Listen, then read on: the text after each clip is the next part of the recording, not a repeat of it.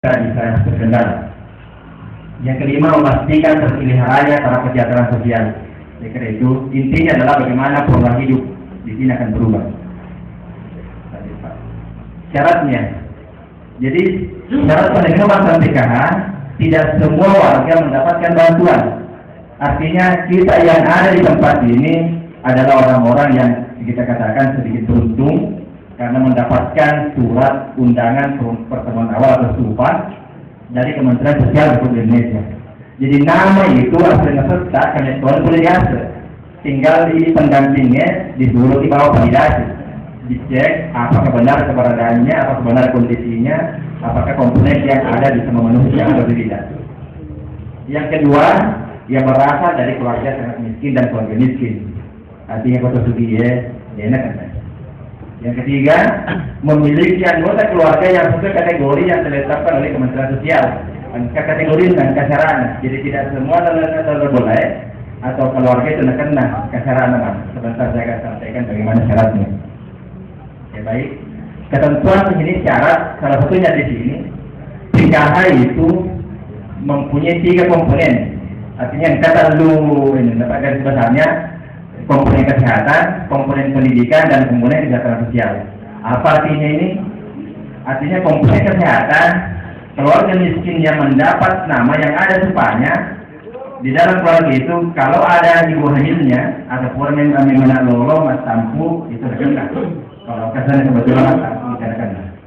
Anak usia di bawah 6 tahun balita dan di bawah 6 tahun artinya anak lolo, anak 5 tahun di awal, 6 tahunnya ke bawah artinya sebelum masuk sekolah. Itu kategori balita di bawah usia 6 tahun. Salah satunya itu komponen kesehatan. Komponen pendidikan, karena masih sekolah SD, masih sekolah SMP atau masih sekolah SMA. Ada PKH 2016, ada perubahan, ada tambahan baru, komponen baru, yaitu komponen kesejahteraan sosial. Ini yang membedakan PKH tahun sebelumnya dan PKH tahun 2019. PKH sebelumnya tidak ada komponen kesejahteraan sosial, PKH 2019 ditambahkan komponen kesehatan sosial. Artinya di sini apa saja dikena itu disabilitas berat, artinya penyandang cacat di dalam keluarga tapi cacat berat. Tender maka ada terus taruh nih, usaha nih, tapi nilai mau apa kalau dia pun kena. Ia akan naik gue disabilitas berat adalah ia pernah di pantai, ia pernah giling di pagiling. Begitu kondisinya yang bisa dimasuk dalam kategori ini. Komponen berikutnya, di kisah berikutnya adalah lanjut usia 70 tahun ke atas. Jadi kongka dengan pelata kebetulan ini undangan karena kebetulan kalau lena pelata kematuan tagi atau matuata, kemudian kena lanjut usia 70 tahun, tapi 70 tahun usianya dia nanti sesuai dengan KTP. Artinya kekurangan dia nanti yang penting paspor itu pulang. Lalu dia lanjutkan. Ya seperti ini kira-kira gambarannya. Tadi PKH, ada Iwan Misal, anak usia jenis, sama tadi yang saya jelaskan sebelumnya. Ini gambaran saja, kita lanjutkan. Ya, saya sedikit menjelaskan di sini, mungkin saya jelaskan sebelumnya, Pak. Komponen kesejahteraan sosial itu disabilitas, kurang lebih saya sampaikan adalah berasal dari keluarga miskin. Ini penjelasannya. Penyandang ini disabilitas berat yang dalam keluarga memiliki atau dari komponen kesehatan. Artinya tidak boleh ada jalan boleh kena dengan nama sekolahnya, dengan tempat tampuna atau kabel sana, tapi kan disabilitas seperti ini. Jadi maka kapan sekolah nak boleh tambah SCI atau jauh boleh. Seperti itu komponen tersendiri. Kira-kira disabilitas sudah tidak dapat lagi, tidak dapat melakukan sendiri. Artinya ya adalah dia lagi di pantai penampung mantre, tidak mampu menghidupi dirinya secara ekonominya, tidak memiliki semua penghasilan tetap, terdaftar sebagai penduduk. Artinya kalau orang Lapuase terdaftar di Lapuase, orang dari Pacing, 50 lawan, penting kategorinya keluar kampung. Tidak diberikan pada penyandang disabilitas berat yang sudah mendapatkan pelayanan di panti. Artinya sudah ada penyandang disabilitas ini, artinya cacat ini kata biasa bantuan atau nyadinya di panti asalnya, itu panti atau kebantuan lain dia akan ya. Iya, karena sudah ada bantuan. Lanjutkan. Ya, kira-kira itu lansia penjelasannya. Bantuan diberikan kepada lanjut usia 70 tahun ke atas ada dalam keluarga, dari keluarga tersebut memiliki komponen sama tadi. Nomor 3 kena sekolah anak, nomor 3 tentang kuliah penting kelelahan kalau usia lanjut bisa diberikan. Langsung dalam batas terhitung tanggal 1 Januari 2019. Ya batasan. Kalau jumlah maksimum lansia dibutuhkan ke atas mendapat bantuan sebanyak 2 orang dalam setiap keluarga dan bukan suami istri. Katakan orang tua dua-duanya macam mana? Dua-duanya macam mana? Di bawahnya kan nah, apa suami istri. Tapi kalau si bawah lima kuarta, nomor kuarta, jadi bukan dua-duanya, karena bukan suami istri dan ada keterangan diberikan nanti dari dinas sosial. Ini hak harta, Ibu Lis, hak harta juga bisa juga. Hak yang bukan PKH adalah mendapatkan bantuan uang tunai yang besar yang disediakan dalam ketentuan program. Ya. Jadi itu di lowongan, sesuai besarannya tergantung komponen A kan lagi. Dan maksimal sekarang 3 saja. Di dalam satu keluarga hanya 3 saja yang bisa dikena paling banyak nih. Kalau katakan anak masih sekolah tentu dia lah. Jadi karena juga bagaimana sinergitas program ini sejalan dengan kesehatan, apalagi BKKBN tadi. Kalau dibatasi juga penjana tak tambah dia. Jadi masalah lagi yang dibatasi sampai 3 saja. Yang kedua, mendapatkan layanan di pusat kesehatan, pendidikan, kesehatan sosial bagi seluruh anggota keluarga sesuai kebutuhannya. Artinya kita berhak mendapatkan pelayanan di rumah sakit, di puskesmas, di sekolah, seperti itu. Terdaftar dan mendapatkan program kompleksitas dan sinergitas penanggulangan kemiskinan lainnya. Jadi hanya seperti PKH, dia berhak juga mendapatkan bantuan-bantuan lain. Kalau sama di PKH, berarti kita juga punya hak diberikan bantuan rastra, beras sejahtera, atau raskin nasa di Lorok, bantuan kartu Indonesia Pintar bakal mendapatkan, kartu Indonesia Sehat bakal mendapatkan, rupiah lahu rumah tak layak ini, atau yang berbeda rumah layak bakal juga mendapatkan Google, termasuk juga kelompok usaha bersama juga bakal mendapatkan.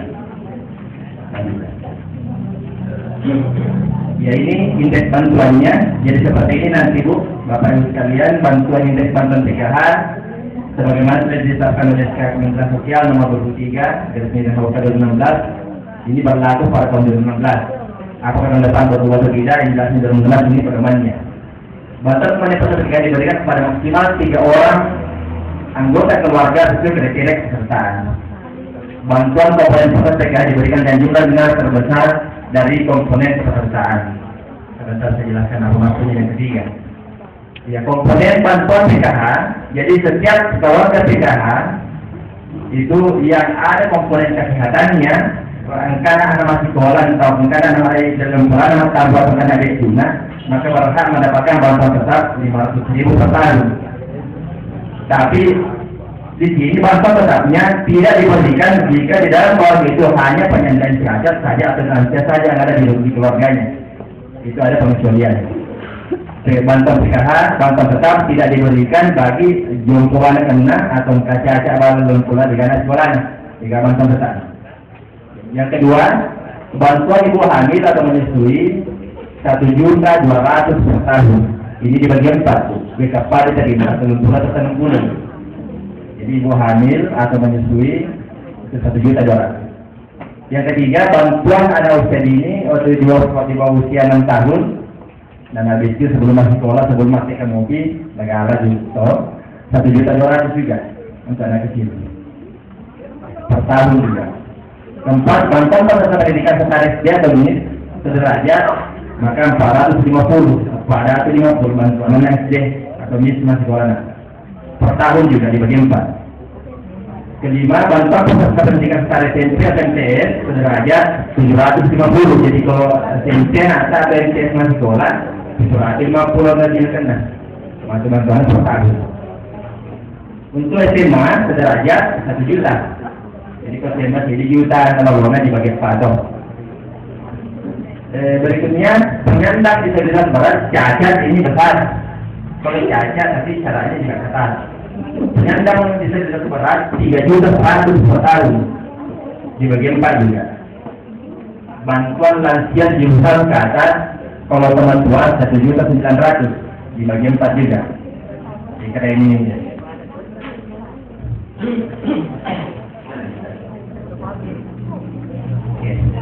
Jadi itu hak harta. Kalau kalau mati ya hak tahu di sekolah tapi kata kewajiban tak. Yang tadi dikatakan PKH ini bantuan boleh bersyarat karena ada syaratnya dan ada kewajiban tak. Kewajiban ini saya ingin gambarkan sedikit bahwa kewajiban peserta PKH untuk ibu hamil bagaimana memeriksakan kehamilan di fasilitas kesehatan sebanyak 4 kali dalam 3 semester. Jadi harus memeriksa gitu. Kalau kesempatan akan mematu umat tamu jadi wajib loh memeriksa ini di puskesmas dan di sambil bawah. Wajib masuk pakai saldo lagi lebih jauh dokter. Yang kedua melahirkan oleh tenaga kesehatan di puskes artinya tidak bagaimana. Ketiga pemeriksaan kesehatan 2 kali sebelum bayi usia 1 bulan. Kira-kira itu gambarannya untuk ibu hamil. Dia masuk kewajiban. Untuk bayi imunisasi lengkap harus diimunisasi rata. Dipilih sama timbang, probesi maupun imunisasi disuntik berapa kali mendapat suplemen vitamin A. Kalau untuk balita 6 tahun ke bawah, 5 tahun dan 5 tahun ke bawah, 6 tahun ke bawah, imunisasi tambahan pemeriksaan berat badan setiap bulan ditimbang. Usia 6 tahun ke bawah, pemeriksaan berat badan setiap 1 bulan mendapatkan vitamin A. Kalau 6 tahun ditimbang, dia negara disuntik ya ditimbang. Nomor ditimbang wajib koki apa ditimbang. Nanti pendamping akan mengecek kehadiran kita di fasilitas kesehatan dan pendidikan. Untuk anak sekolah, anak tak, untuk usia yang akan naik 6 sampai 10 tahun nanti mau SMA, bulan ini dia akan naik. Belum menyelesaikan pendidikan dasar, terdaftar di sekolah pendidikan kesetaraan, artinya akan dibuktikan nanti dengan laporan, dalam disuruh di laporan nata, karena itu maka betul-betul masih laporan. Ketiga, minimal dia harus hadir di sekolah 85%. Kalau dia neraka 25% kapten dalam bulan jadi foto bantuan mereka masuk sampaikan lagi, bahkan diputus ke depan. Disabilitas berat ini pembinaan kesehatan kebutuhan, pemeriksaan kesehatan dan pemeriksaan kesehatan, maka dilihat kembali dengan pemeriksaan kesehatan. Lansia bagaimana juga diperiksa kesehatannya, mencuri dilihat mesti kontrol kesehatannya, ya juga kewajibannya mengikuti kegiatan sosial. Bagaimana kalau kena itu di nomor berapa bulan bertuan dan doa cuma joka saling tidak bisa berbicara pada anak tua masih dilihat aktif pak komor bawah ini dari orang moko. Jadi itu kewajibannya. Lanjutkan ya, sanksinya. Jadi sanksinya kira-kira gambarnya seperti ini. Apabila tidak memenuhi komitmennya maka berlaku ketentuan sebagai berikut: pengurangan bantuan 10% setiap bulannya. Jika boleh maju sejak tibur jadi dia dulu pasti maju di sekolah nah sekolah ini sobung lagi puskesmas maju dia telah sobung ke bidan puskesmas bawah dan orang apa saja dia maka dari kami itu pada DKI pasti kan mungkin jadi rumah ini dia dilaporkan. Kalau sudah dilaporkan setiap bulan tidak mencapai itu maka 10% per bulan. Setiap bulan terima kita terlumpur gitu. Jadi kalau terlumpur 10%, kalau ya peserta tidak mendapat bantuan jika komponen tidak memenuhi kewajiban 3 bulan. Kalau terlumpur ini kira-kira mampu terbukti nata atau terlumpur dia tidak periksa dan tidak ada kewajiban berarti tidak memenuhi komponen tidak mendapat beda lagi gitu. Artinya ada tahan pos pemerintah tahan. Peserta PKH yang seluruh komponennya dalam 6 bulan betul-betul tidak memenuhi komponen maka tidak diberikan bahkan dipatuhi. Kalau 6 bulan berturut-turut dia menolak karena dia menolak sekolah bahkan apa ini memang diputus dan dikeluarkan dari peserta dikeluarkan sendiri. Jadi kira-kira seperti itu sanksinya. Jadi ya, kira itu. Terima kasih. Kira demikian. Assalamualaikum warahmatullahi wabarakatuh. Mungkin bisa kalau ada yang kurang jelas bisa tanya jawab. Kalau tadi mereka tidak merasa takut tenang